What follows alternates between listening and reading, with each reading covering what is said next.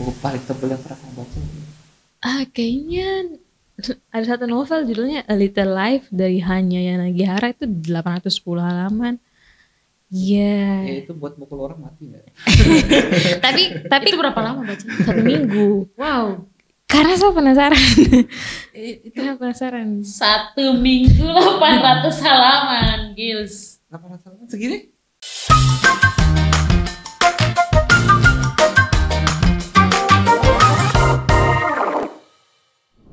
Baik, KDV.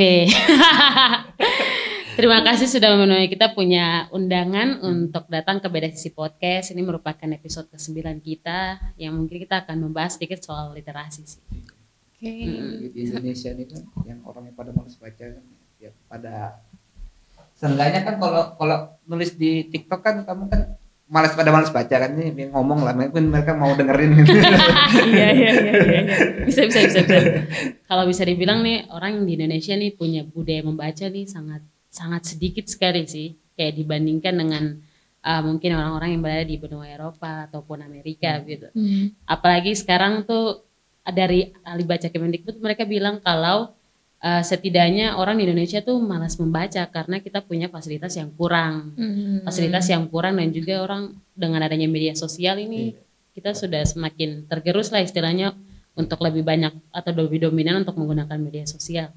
Tapi saya heran nama kakak KDV ini maksudnya termasuk orang di antara 1% orang ini yang kayak gemar membaca gitu. Apa yang membuat kakak tuh bisa untuk tetap kayak saya harus membaca gitu?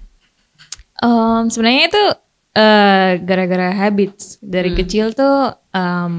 Waktu masih kecil kan tidak kayak zaman sekarang yang anak-anak kecil sudah punya HP. Kita semua belum punya. Jadi waktu itu mama lihat saya duduk terus bengong, terus dia ambil buku terus dia bilang ini coba baca. Terus waktu itu ingat sekali buku pertama yang saya baca judulnya tentang Toto-chan, gadis cilik di jendela, sampai sekarang masih ada. Toto-chan, iya. Itu buku tentang seorang anak yang autis di Jepang. Dia punya kisah yang harus pindah-pindah sekolah untuk bisa dapat pendidikan karena sistem pendidikan di Jepang waktu itu belum bisa memfasilitasi anak autis. Jadi tentang itu. Dari situ buku pertama yang saya baca, sejak mulai baca tuh kayak langsung tenggelam ke dalam bukunya dan instead of baca jadi lebih ke lihat langsung. Imajinasi. Iya, gitu. Imajinasinya jalan. Jadi kayak Lebih ke nonton. visual. Oke. Nah, dari situ tuh ketagihan karena kayak kan dulu di Jayapura belum ada bioskop, terus untuk punya CD player juga agak susah. Jadi buku yang murah dan tersedia di mana-mana. Ada perpustakaan untuk kita bisa pinjam. Jadilah akhirnya mulai sering baca dan ketagihan karena sudah jadi habits. Jadi ketagihan mau baca terus ya. Dan mama waktu itu bilang kalau kau berhasil baca 1 buku, saya kasih kau hadiah 1 buku lagi. Jadi goalsnya setiap hari itu adalah bagaimana caranya saya mendapatkan 1 buku lagi. Tapi terus kira-kira kakak umur berapa waktu itu saya kelas 3 SD. Yes. Kata kamu kan CD player susah dimasukin. Masa pas begitu CD player masuk ke Papua kamu nggak lebih enak nonton gitu? Iya, karena sudah terbiasa imajinasinya jalan dengan buku-buku itu. Terus di sana juga kan meskipun ada CD player, kaset-kasetnya itu saja ya, kalau bukan Teletubbies, Barney. Tapi terpengaruh sama kakak lingkungan kak tidak? Waktu itu saya punya rumah di Jayapura tuh di tebing, di hutan, tidak ada teman. Jadi temannya cuma buku. Jadi karena sudah jadi habits, meskipun ada CD player, saya rasa dengan buku tuh akan buat saya jalan lebih jauh lagi daripada sebatas ruangannya Barney kayak gitu. Karena di buku kan mereka deskripsikan tempat lain dengan detail, karakter orang dengan detail. Jadi ya berarti kamu lebih condong senang buku yang novel ya, kalau yang kayak gitu-gitu. Waktu kecil iya, karena tidak mungkin mama kasih buku yang non berat fiksi. langsung. Nah, mungkin saya tidak selesaikan kayak begitu. Jadi memang dulu mama kasihnya buku-buku novel anak-anak tapi. Kalau sekarang apa? Sekarang mix sih, fiksi non fiksi tergantung kebutuhan judul kayak begitu. Jadi lebih ke novel. senang? Untuk menghibur diri, untuk refreshing, iya novel. Tapi kakak bisa kayak kasih habis berapa waktu gitu, berapa lama untuk baca? Wah, saya karena mau buat jadi habits, jadi minimal 1 hari itu 10 menit pagi, 10 menit malam. Iya kan, bentar ya memang, cuman karena sudah jadi kebiasaan, tiba-tiba bukunya habis. Gitu. Kecuali benar-benar kosong, barulah akan ada spare waktu khusus. Hari ini saya mau ke kafe buat baca buku begitu. Ya. Niat banget ke kafe buat baca buku ya. Aku kafe itu buat nongkrong. Kalau nggak nongkrong berarti download film. Nah, ya betul. Kalau nggak apa-apa, wifi gratis kan. Iya. Wifi gratis. Terus saya lihat di kakak punya TikTok juga tuh.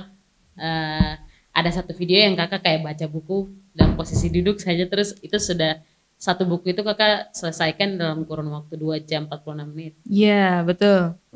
Seberapa tebal buku? Itu tidak terlalu tebal, kayaknya sekitar 186 halaman. Itu tebal. Kalau standar Indonesia kan ya 50 halaman ya udah tebal lah itu. Iya. Enggak bosan 2 jam baca buku. Itu tuh tanpa baca doang, tanpa ngopi atau apa. Pakai kan. Waktu itu kalau di TikToknya saya baca buku jam 12 malam mulainya, jadi selesai jam sampai subuh. Iya. Jam 2. Selesai jam 2-an. Iya.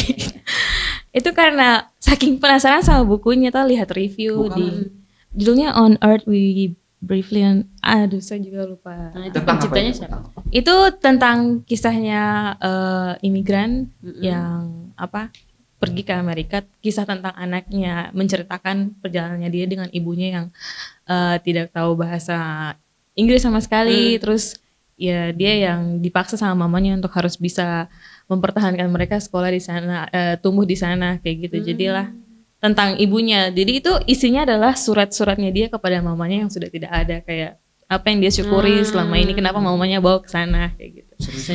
Sedih. Iya makanya di beberapa kali itu kayak kakak sedih-sedih juga pas bacanya. Betul. Itu live streaming di TikTok. Tidak, itu cuman rekam aja sih. Jadi saya penasaran dengan sama ekspresi waktu baca itu kayak gimana, jadilah jadi ya rekam, dan itu bukan hal yang spesifik, karena ada beberapa orang melakukan tren yang sama, jadi akhirnya karena penasaran mau coba, akhirnya dibuat juga. Tapi karena mungkin kalau ini kan depan kamera atau apakah kayak tidak takut dengan orang punya kayak apaan sekali gitu, kayak sosokan sekali nih baca buku depan kamera. Di Indonesia kan ya. Iya. I see. Sebenarnya saya kan waktu saya rekam, saya bukan rekam untuk orang lain, saya rekam untuk saya punya diri sendiri. Jadi saya jadi sebenarnya tidak peduli orang-orang bicara apa, karena memang saya mau lihat. Dan ternyata sudah saya upload saja, karena memang TikToknya kan di bio-nya kan tulisannya buku, jadi segala hal tentang buku masukin aja kayak gitu. Berarti orang harusnya tahu ya kalau khusus kalau akun ini nih memang akan membicarakan soal akan buku. lebih banyak tentang buku, akan lebih banyak tentang itu. Iya sih. Tapi ada nggak yang komen negatif dari video itu, di video itu? Sejauh ini syukurnya belum ada. Semoga tidak ada, bukan belum ada. Saya punya hati agak lembut sih, takut juga kalau ada yang haters, mungkin saya sedih sekali. Menurut kamu kenapa sih budaya Indonesia itu malas membaca gitu? Kenapa? Ini mungkin saya bandingkan dengan teman-teman yang dari luar, saya lihat perbedaan kurikulum juga mempengaruhi. Misalnya orang-orang di luar itu kan waktu mereka SD, SMP saya sudah ada PR untuk baca satu buku habis dan buat laporan tentang buku itu. Itu kan tidak ada di Indonesia sama sekali yang kayak begitu. Jadi mungkin kelihatan kayak guru-gurunya memaksakan mereka untuk baca buku, tapi itu akhirnya jadi habits juga. Dan sebenarnya saat kita baca buku itu secara tidak langsung, meskipun kita tidak mengerti atau meskipun kita tidak akan ingat seterusnya ceritanya, ada hal-hal yang kita punya alam bawah sadar akan ingat, dan itu membantu kita untuk persiapan di masa depan misalnya. Nah, jadi orang-orang di luar tuh mereka sudah terbiasa dengan itu. Seingat saya selama saya SD di Papua, saya tidak pernah dikasih PR yang sama. Jadi saya tidak merasa baca buku itu sesuatu yang penting, karena tidak diminta untuk melakukannya. Untung saja saya punya mama waktu itu, dia tantang saya, dan saya sangat kompetitif. Kalau saya ditantang, jelas saya akan menerima tantangannya. Makanya. Jadi kamu bilang dengan berarti sistem edukasi di Indonesia ya, mungkin kurikulumnya Kurikulumnya yang beda ya. Iya. Minimal mungkin di pelajaran bahasa Indonesia setiap liburan misalnya tugas kah kayak gitu. Satu buku apa aja buku terserah apa gitu aja ya. bebas terserah. Mau novel mau apa terserah pokoknya. Iya, yang penting anak-anaknya diminta untuk baca. Terus kadang orang Indonesia juga saya rasa tidak punya rasa penasaran yang Tinggi ya. tinggi sekali kayak gitu karena Kecuali mungkin video. iya karena itu penting soalnya saat kita baca buku yang pertama tong lakukan harus punya rasa penasaran tentang buku itu. Ini buku bahas apa, ini buku cerita tentang apa. Nah kalau itu tidak ada nanti tengah jalan bosan. Tapi kalau buku-buku kayak politik, kayak hukum itu kan, apalagi sejarah loh, itu kan bikin. Kalau sejarah mungkin kayak novel hampir mirip. Iya. Tapi kalau politik atau hukum itu kan kayak ya Allah, ngapain aku baca ini? Baik kakak penjurusan sekarang kan apa ilmu politik ya. Iya. Berarti pasti punya bacaan yang lebih berat lah. Iya, berat sekali. Pernah ada satu satu buku. Jadi setiap di akhir semester ada dosen yang akan tanya macam buku apa yang kalian rekomendasikan tetap dipakai, terus buku apa yang harus dihentikan. Terus karena ada satu buku yang saya tidak suka sekali, jadi saya bilang kayaknya kita tidak perlu baca buku ini tentang buku apa itu? civic culture judulnya. Kayaknya kita tidak perlu baca buku ini deh. Karena pas ditanya kenapa saya bilang tidak penting. Tapi sebenarnya bukan tidak penting karena tidak mengerti itu bahasanya bahasa Inggris yang tinggi karena itu buku tahun 70-an. Jadi terjemahannya masih terjemahan tahun-tahun itu. Semester berikutnya saya disuruh presentasi tentang buku itu di mata kuliah yang berbeda dan dosen yang berbeda. Jadi kakak harus membaca ulang lagi kan? Yes, itu kan kayak kok tidak bisa lari. Harus bisa topik ini. Aduh. Civic culture tuh tentang apa kekuatan yang bisa masyarakat lakukan supaya memastikan demokrasi di negaranya jalan. Iya, pokoknya kekuatan masyarakat. Misalnya contoh kayak undang-undang PKS itu kan akhirnya berhasil sahkan karena banyak demo-demo. Fokusnya ke si masyarakatnya ini ngapain. Dan ternyata masyarakat itu berperan penting sekali untuk bisa memastikan bahwa demokrasi jalan. Gitu. Berarti lebih perhatian ininya lebih ke masyarakat ya. Fokus utamanya. Oke. Tapi kan ini Kak, itu kan di Amerika ya. Terus kalau misalnya ini kamu cerita nih, kayak contoh kasusnya saja. Kayak di Jakarta khususnya. Kalau kita misalnya naik komuter lain, kereta begitu atau tidak naik Transjakarta, terus kan kebanyakan di antara kita tuh memang pakai headset, dengar lagu atau tidak nonton film di tab dan segala macamnya. Tapi kalau misalnya ada yang membaca buku di situ mereka kan kayak rasa itu sesuatu yang aneh gitu. Bahkan kadang gitu bahkan kadang kayak dibilang so pintar gitu. Pintar kali gitu. Kalau di Amerika gimana? Sejauh maksudnya yang kakak pergi ke sana lihat. Di Amerika itu kan orang-orangnya sangat individual, maksudnya kayak everyone minding their own business.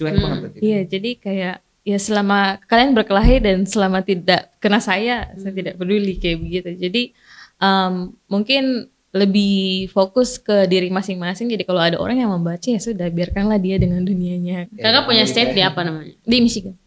Dari mereka punya budaya sudah kelihatan ya, maksudnya kan individual jadi orang kayak terserah. Itu kalau di Amerika. Kalau di benua lain mungkin orang-orang terus membaca dan tidak ada yang peduli karena itu bagian dari budaya. Karena bagian dari budaya kan sesuatu yang biasa sebenarnya. Jadi orang tidak perlu berpikir yang aneh-aneh karena itu sudah jadi biasa. Terus kakak punya genre buku favorit apa? Historical fiction. Historical fiction. Tapi fiction. Iya, fiction. Berarti kakak sering review gitu kan? Sering, lumayan sering. Jadi historical fiction itu menyenangkan karena kita belajar sejarah. Timelinenya sama, kejadiannya sama, cuman dia tidak pernah terjadi secara nyata di dalam sejarah. Contohnya kayak salah satu buku misalnya The Choice judulnya, penulisnya Edith Eger, dia menceritakan sebenarnya dia bukan historical fiction, dia nyata. Ganti judul. The Kite Runner oleh Khaled Hosseini misalnya. The Kite Runner itu berkisah tentang waktu Al-Qaeda pertama kali masuk ke Afghanistan. Jadi cerita tentang suasananya orang-orang waktu mereka pertama kali lihat Al-Qaeda datang dan segala-galanya. Itu kejadian nyata di sejarah ada. Tapi si kisah tokoh utamanya kan tidak pernah ada. Itu hanya dibuat saja oleh si Si penulisnya. Iya, jadi iya. refreshing dan belajar sejarah secara bersamaan. Jadi penulisnya itu menginsert. Itu berarti ceritanya dari orang kedua atau orang ketiga? Orang pertama, soalnya si penulisnya ini sebenarnya tergantung juga dari penulis. Si Khaled Hosseini ini dia bekerja dengan banyak refugee dari Afghanistan. Jadi dia bisa mendapat gambaran orang pertama untuk bikin cerita tentang itu.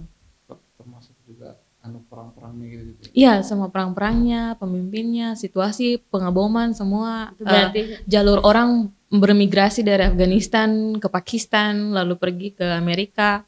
itu fiksi semua. Iya, kisah di Itu dalam kisah bukunya nyata, fiksi, tapi menggambarkan situasi yang nyata. Makanya disebut historical fiction. Ada di sejarah, tapi tidak. Ya. Keren banget itu. Keren sih. Hai, keren kan? Iya. Makanya baca di bukunya. Tapi apakah ada kayak buku-buku Indonesia yang kayak gitu juga? Yang Ada, seru? misalnya kemarin baru selesai baca Laut Bercerita. Itu yang terkenal sekali ya. Yang lagi Hits banyak yang banget ya. Iya. Itu juga kan sebenarnya historical fiction, kejadian tahun 98, tapi tokoh-tokohnya fiksi semua. Tapi dia menggambarkan situasi saat itu, jadi meskipun saya baru lahir 1 tahun setelahnya, bisa kebayang oh pernah kejadian ini, dan karena itu penulis Indonesia budayanya sama, jadi lebih relate dan bisa lebih Merasa dekat lah. oh Ada iya merasa dekat keterkaitannya. gitu. Ya. Tapi kamu pernah merasa nggak sih kalau beli buku itu mahal? Iya, memang beli buku itu mahal. Mungkin ya itu jadi salah satu alasan jadi orang malas baca buku. Tidak menurut saya. Mahal loh, aku ke Gramedia itu satu novel aja bisa sampai 120. Itu 4.000. Berarti kakak akan usahakan apa untuk bisa dapat buku itu? kakak setiap bulan sendiri kakak. Saya setiap bulan tuh punya budget untuk buku. Jadi itu kan sebenarnya tergantung masalah atur uang saya toh. Jadi setiap bulan saya punya budget buku tuh 300.000. Terserah mau beli 2 buku kah, 1 buku, intinya budget bukunya 300.000. Kayak gitu. Jadi $100.000. nanti di masa depan, in future kayak gitu. Kan kuliah di Amerika, siapa tahu yang namanya dolar kan. Diaminin saya dulu sekarang. Semoga $300, $300.000. Iya, jadi karena ada budgetnya, makanya beli buku bukan sesuatu yang susah. Karena kalau sudah buat budget kan kita akan mengusahakan supaya budget itu ada. Dan juga ada alternatif lain sebenarnya, misalnya kayak audiobook 186.000 per bulan. Itu kan kita bisa 1 minggu kita dengar satu buku yang cuma 3 jam, kita bisa baca 7 buku dalam 1 minggu, setiap hari dengar 3 jam. Kalau memang tidak mau baca. Iya, apapun itu buku karena kita dengar kan. Dengar, betul. Tapi kalau misalkan audiobook itu gimana ya? Itu kan sama kayak kamu dengerin podcast, bukan baca gitu. Iya sih. Iya. Tapi Betul, podcast betul. tanpa visual. Iya, betul. Gimana itu? Iya sih. Kan setiap orang tuh tipe belajarnya beda-beda tuh. Ada yang Lebih sangat gampang audio dengerin iya, baca gitu iya. ya. Oh.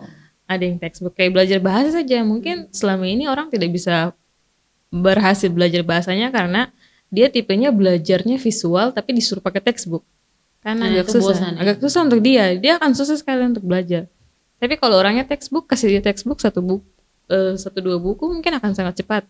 Kan tadi udah buku itu mahal ya.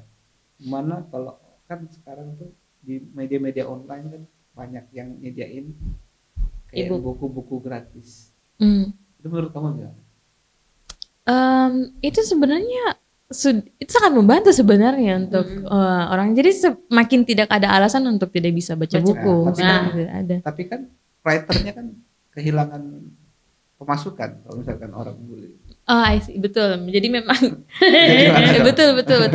Nah, jadi itu memang semua kembali ke pribadi masing-masing. Iya sih. Karena makanya saya lebih suka pakai skrip. Karena skrip saya harus bayar per bulan. Jadi tetap penulisnya dapat komisi dari itu. Skrip ya. Iya. SCRIB. Oh, skrip itu. Oh, yang Iya. untuk online buku Online kan? itu. Oke.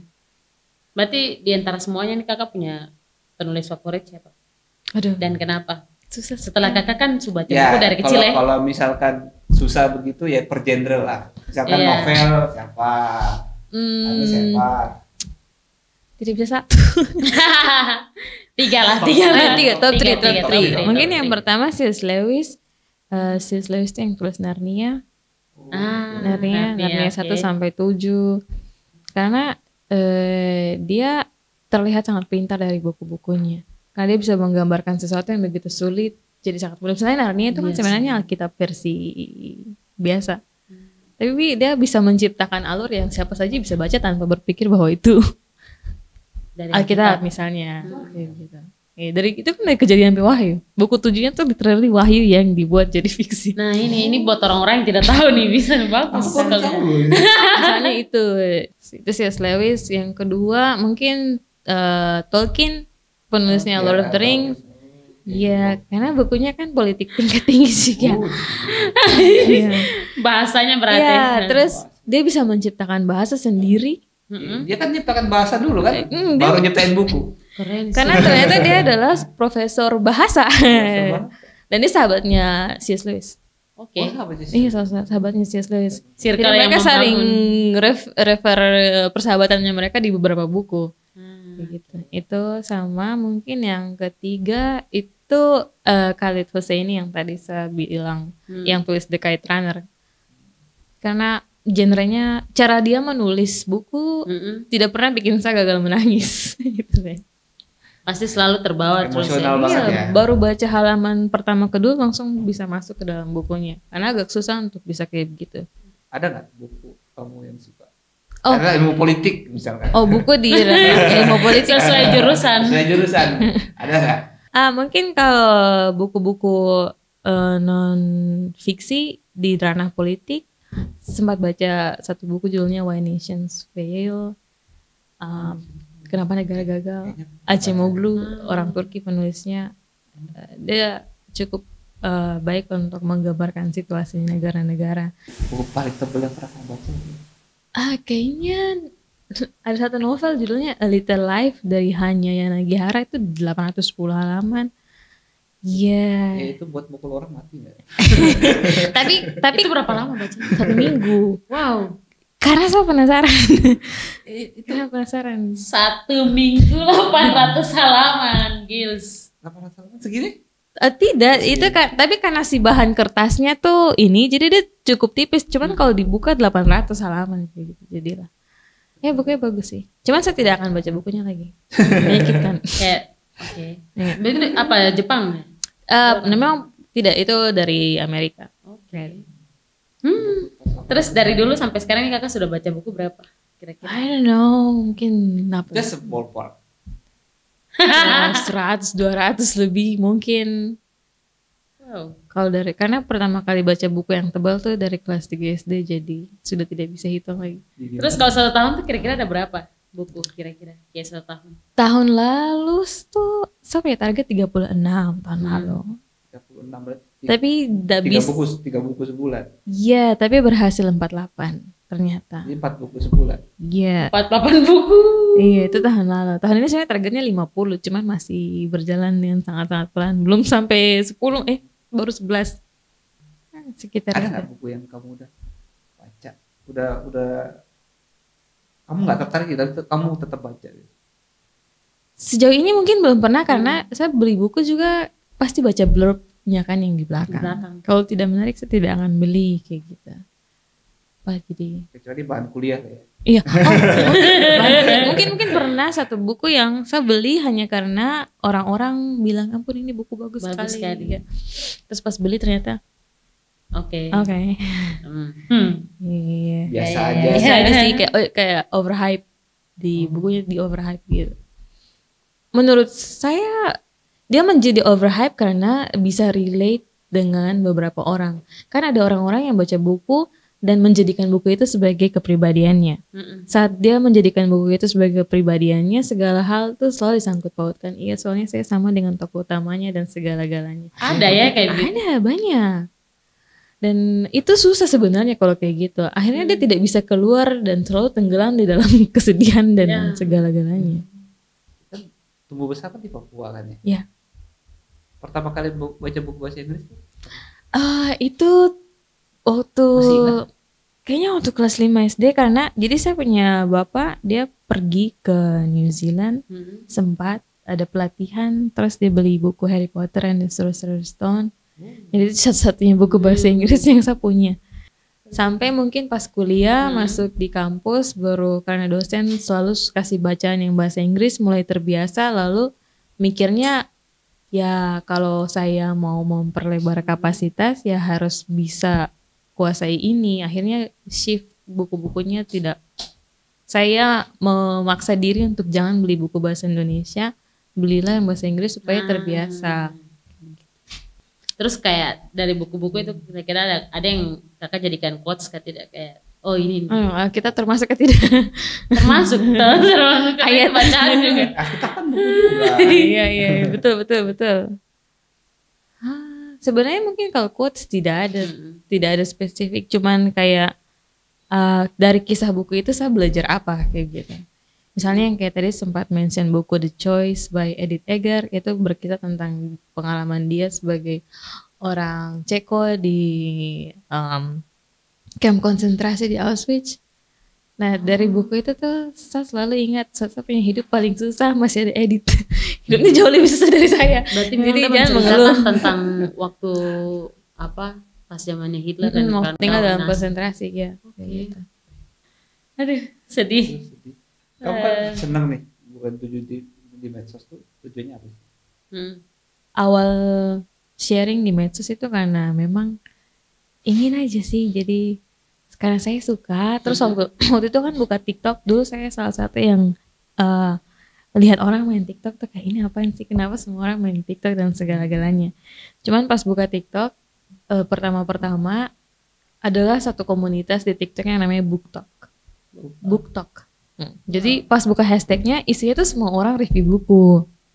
Semua orang share tentang buku-bukunya, tentang cara dia annotate tandai-tandai buku, beli buku, simpan buku di lemari. Terus saya rasa ini komunitas yang membangun dan sesuai dengan saya punya kondisi. Akhirnya saya memilih untuk mau join komunitas ini. Jadi fokus untuk upload segala hal tentang buku. Dan awalnya juga memang di TikTok tuh saya upload hanya buat saya punya senang-senang saya, jadi saya tidak tahu kalau orang-orang akan follow saya. Bahkan ada satu video yang saya bilang, please jangan follow saya.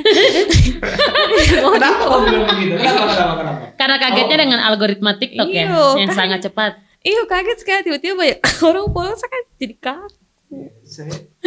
Aku pikir malah kamu awalnya itu apa? Pengen jadi kayak duta buku Indonesia, duta baca Indonesia gitu. Sebenarnya tidak Kak, jadi itu cuman karena memang saya senang saja dan saya ingin taruh di media sosial, sudah itu. Jadinya keseringan, akhirnya orang sering banyak, maksudnya orang-orang jadi banyak tanya, kalau kayak begini bagaimana gitu, ya sudah, kalau bisa share kenapa tidak.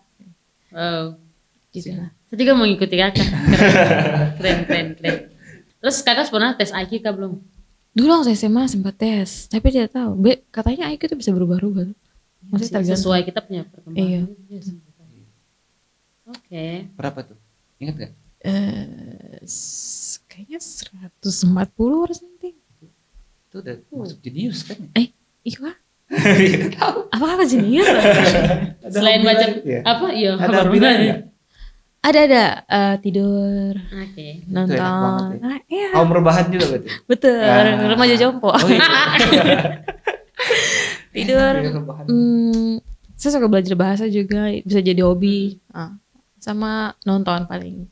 Traveling, backpackeran lebih tepat. Kalau bahasa sudah berapa bahasa yang kakak kuasai sejauh? Mungkin yang bisa balas, bisa mengerti. 4 kayaknya. Indonesia, Inggris, Prancis, Belanda. Wow. Iya. Maksudnya tiap bahasa ini belajar otodidak kah atau kursus? Belanda saja yang otodidak. Kalau Prancis pergi ke IFI. IFI mana? Bandung. Kita deh di Jakarta. Oh. Warga IFI. Tapi kamu sampai level berapa berarti? B1. Iya. Wow. Ya. Kalau mau kuliah kan B2 ya? Selain jurusan hukum B1 bisa. Iya. Kalau hukum barulah harus B2. Karena bahasanya jauh lebih tinggi dan lebih susah untuk dimengerti. Iya. Tapi apakah waktu kemarin pas masuk kuliah atau kakak pernah berpikir tidak kayaknya saya masuk di Eropa lagi nih lanjut. Sempat, memang cita-citanya ingin lanjut di Prancis sebenarnya, salah satu cita-citanya. Pantes. Ya mudah-mudahan PhD di sana ya, amin. PhD pengen ngambil apa? Ilmu politik lagi. Iya, mungkin lebih spesifik. Sekarang Keren. udah ujian tesis belum? Belum mulai. Ya harusnya sih semester yang mendatang ini semester masuk. kan? Iya. Udah masuk semester 2 kan? Iya, tapi masuknya kan bulan depan. Oh, iya juga. Iya, beda. Oh ya, terus ini sudah mau terakhir nih. Iya, semua terakhir. Iya. Kan ini toh Kak, buat teman-teman juga. Mungkin mereka kadang tuh membaca buku gitu, tapi mereka disulitkan juga karena keadaan, misalnya ada lingkungan kayak teman-teman yang jarang baca buku dan segala macamnya. Terus bagaimana supaya dia tuh bisa kayak tetap mau baca buku gitu. Meskipun banyak notif yang masuk. Nah, itu Kalau di memang, HP. ya, itu memang susah. Itu juga memang susah sekali. Tapi kuncinya cuma satu, jadikan habit. Jadikan kebiasaan. Mulai saya dengan itu, bangun pagi sebelum bikin apa-apa, baca 10 menit. 10 menit saya tidak usah terlalu ambis juga. Karena kadang kita mungkin punya target yang belum tentu bisa penuhi. Terus nanti kita kecewa sama diri sendiri karena tidak bisa capai targetnya. Terus 10 menit atau 10 halaman mungkin ya. Iya, boleh. Jadi 10 menit atau 10 halaman pagi hari. Setelah itulah terserah melakukan aktivitas. Nanti sebelum tidur 10 menit lagi sebelum tidur. Nah, coba 21 hari. iklan pasta gigi kalau tidak salah. 21 hari, terus hari ke-22 pasti otomatis karena sudah konsisten. Jadi itu harus jadi kebiasaan. Yes. Nah, caranya yaitu bagaimana caranya bisa menjadi kebiasaan itu. Salah satunya yang tadi 10 menit. Yang butuh proses juga sih kayaknya tuh. Iya, butuh proses, kemauan, tekad, dedikasi dan segala Udah kayak inspirator aja ini ya. Keren. Ada pesan nggak buat anak-anak Indonesia? Sebenarnya buku tuh menyenangkan sekali karena lewat buku kita bisa traveling kemana saja. Saat-saat yang kita tidak punya uang seperti begini, kita bisa traveling kemana saja lewat buku. Terus banyak ilmu baru yang kita bisa pelajari. Saya tuh sadar kalau saya tidak bisa ambil semua jurusan sekaligus untuk belajar sesuatu sekaligus. Tapi lewat buku-buku, terutama buku fiksi mungkin kita bisa belajar sesuatu secara informal. Karena biasanya untuk buku-buku tertentu kan pasti ada tema besar di buku itu yang penulisnya fokus untuk menjelaskan tentang buku itu. Jadi itu learning tools yang gratis, ada di mana saja. Terus belajarnya juga dengan istilah yang lebih mudah, belajar dengan penjelasan yang lebih mudah dimengerti. Jadi kalau mau memperlebar kapasitas lebih lagi, mendapat ilmu tambahan lagi, ayo baca buku. Keren. Cocok ya di duta baca ya. Kita dukung. Calonkan saya. Terus ini mau tanya lagi nih, kan kalau di bio Instagram memang kita nih sangat melihat sampai di metosnya gitu. Di bio Instagram kan kakak tulis terima kasih untuk tidak spam like, padahal kayak orang-orang tuh suka kalau orang spam like. Kenapa kakak kayak tulis begitu? Kenapa makin banyak kan pesannya? makin bagus. Well, itu iya sih, hanya saja mungkin saya tidak suka buka notif terus tiba-tiba dari atas sampai bawah orang spam like. Jadinya notif-notif yang lain tertutup. Tenggelam. Cuman itu doang. Dan saya rasa kalau tulis please jangan spam like itu agak kasar. Jadi tulisannya terima kasih karena sudah tidak spam like. Iya. Cuman itu sih. Terus yang 1% DM tuh.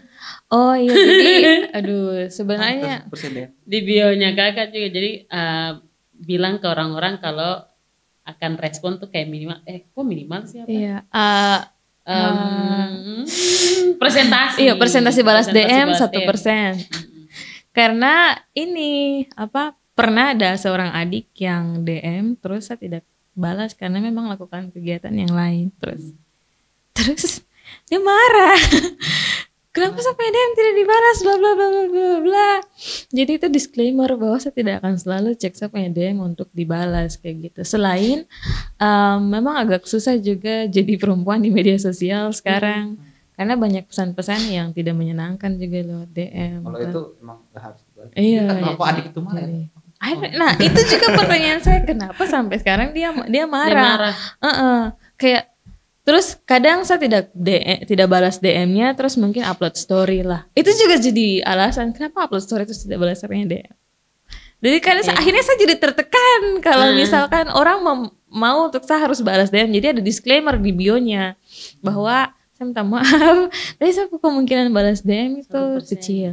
Bagus lah. Setidaknya sudah memberitahu ya. Iya betul setidaknya. Jadi saya tidak rasa bersalah kalau saya tidak balas Iya. langsung. Tapi memang itu ada hal-hal yang memang harus langsung dibalas dan yang tidak juga. Dan kalau orang-orang yang saya balas pesannya itu paling kalau mereka bertanya atau orang-orang yang dekat kayak gitu. Dan pertanyaannya jelas. Nah itu sudah terjawab. Betul. Gak takut dianggap sombong gitu. I mean itu saya punya media sosial. Iya. Jadi saya rasa saya tidak bertanggung jawab tentang perasaan orang lain kepada saya. Iya sih. Jadi kalau mereka mau bilang saya sombong ya tidak apa-apa, tapi saya sudah taruh disclaimer di situ. Ya, Jadi, mereka bisa betul. anak baca atau enggak. Betul. Kembali pada Ya, pribadi. kita ada Kita langsung game. game. Iya, langsung game. Haha. Ini apa kayak disordered gitu. Jadi kakak pilih salah satu. Oke. Ya. Siapa duluan? Kak ya? Iwan dulu deh. Aku dulu. Traveling atau buku? Buku. Fiksi atau non fiksi? Fiksi. Paulo Coelho atau Eka Kurniawan? Paulo. Dokumenter atau anime? Anime. Prancis atau Jepang? Jepang. Cowok Amrik atau cowok Papua? Coba Papua lah. Yakuhimo atau Jayapura? Yokimo. Kopi atau teh? Kopi. TikTok atau Instagram? TikTok. Coklat atau mawar? Mawar. Quality time atau physical touching? Quality time. Disney Plus atau Netflix? Disney Plus. Hitam atau pink? Hitam. Tinggal di Amrik atau balik Papua? Balik Papua. Malam atau pagi? Malam. Ubi atau roti? Roti. Jokowi atau Joe Biden? Jokowi. DOB setuju atau tidak? Tidak. Kapsus? Tidak juga. Oke, terima kasih Kak Devi. Itu kayak perangkap begitu.